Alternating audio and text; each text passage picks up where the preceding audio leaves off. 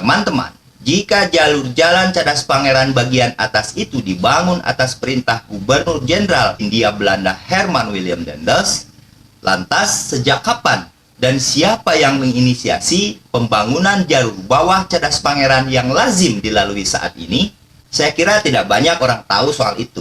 Maka saksikan terus tayangan ini sampai selesai dan jangan lupa subscribe, like, and share. Teman-teman, dari beberapa sumber lisan dan tertulis, saya dapat mengetahui bahwa ternyata Jalan Cadas Pangeran jalur bawah itu mulai dibuat pada tahun 1908 saat Sumedang dipimpin oleh Pangeran Arya Surya Atmaja yang juga disebut sebagai Pangeran Panungtung. Diketahui jalan baru itu dibuat karena jalan lama atau Jalan Cadas Pangeran atas itu kondisinya ternyata cukup berat dilalui oleh kereta kuda. Selain tanjakan dan turunan yang curam, juga terdapat belokan-belokan tajam yang sangat sulit dilalui. Konon, untuk melewati tanjakan di jalan lama itu, kereta kuda pun masih harus dibantu oleh tarikan tenaga kerbau atau sapi. Dan sebaliknya, saat melewati turunan, kusir kereta harus susah payah mengendalikan langkah kuda. Karena dipandang tak efektif dan berisiko tinggi, maka dibuatlah jalan baru yang kini kita kenal sebagai jalur bawah Cadas Pangeran. Jalur itu bisa dilalui secara dua arah, lebih landai, meski jika tak hati-hati tetap saja berisiko tinggi, sebab di pinggirnya ada mulut jurang yang menganga. Sementara jalur atas sejak saat itu ditutup bagi kendaraan.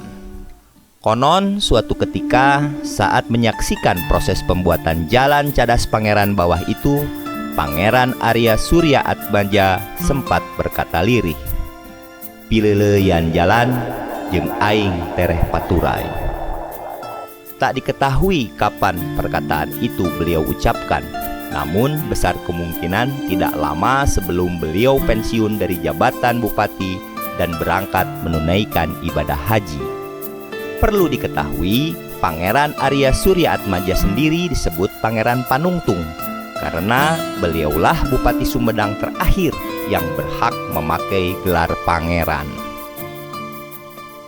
Teman-teman, seiring berkembangnya zaman, pertumbuhan jumlah penduduk dan meningkatnya aktivitas manusia, pada awal tahun 1990-an, Jalan Cadas Pangeran bawah itu dinilai sudah tak mampu lagi menampung arus lalu lintas.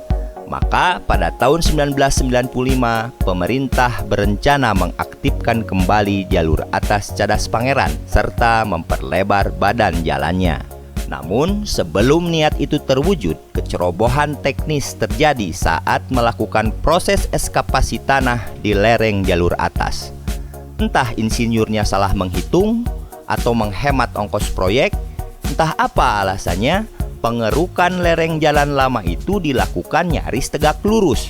Akibatnya, tanah di bagian atas kekurangan penyangga. Maka insiden pun terjadi. Jumat subuh 28 April 1995, penduduk sekitar mendengar suara ledakan yang diikuti suara gemuruh serta getaran tanah. Longsor dahsyat terjadi di Cadas Pangeran.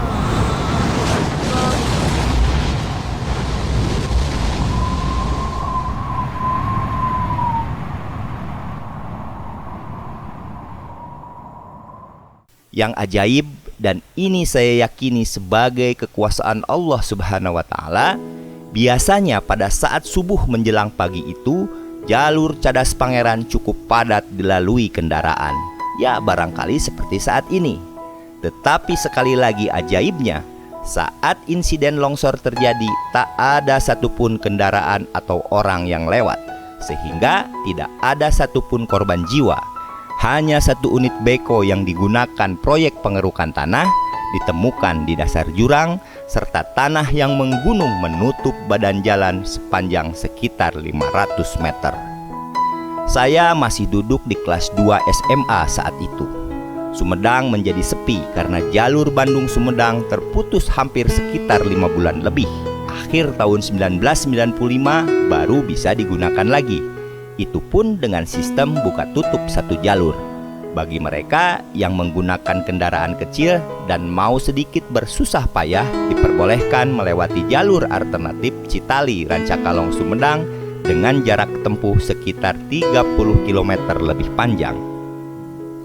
Teman-teman, akhirnya rencana mengaktifkan jalan lama pun dihentikan. Pemerintah kemudian fokus memperbaiki dan memperlebar jalur bawah Cadas Pangeran itu, tentu dengan lebih serius dan hati-hati. Tahun 1996 proses perbaikan dan pelebaran itu pun dimulai. Sistem konstruksinya terbilang unik. Ilustrasi sederhananya, plat-plat beton bertulang seperti dipaku atau ditempelkan ke tebing dengan disangga oleh kolom-kolom beton raksasa. Hasilnya, Jalan Cadas Pangeran bawah itu kini memiliki lebar sekitar 12 meter dan lebih leluasa dilewati kendaraan dari dua arah. Sekitar akhir 1997, jalan itu sudah kembali normal digunakan. Teman-teman, kini setelah 24 tahun berlalu sejak diperbaiki tahun 1997 itu, Jalan Cadas Pangeran masih digunakan dan menjadi jalur vital yang paling singkat untuk transportasi darat menghubungkan Kota Bandung, Kabupaten Sumedang, dan Kota Cirebon di pantai utara Pulau Jawa. Namun, kini banyak ahli yang mulai mengkhawatirkan kondisi jalan itu setelah kendaraan bertonase besar melewati jalan itu sejak awal dekade 2000-an. Ya, demikianlah. Saya sih berharap jalur tol Cileunyi Sumedang Dawuan bisa segera selesai agar beban jalan Cadas Pangeran itu jauh berkurang. Sebab bagi orang Sumedang, jalan itu memiliki arti tersendiri dan penuh dengan catatan sejarah.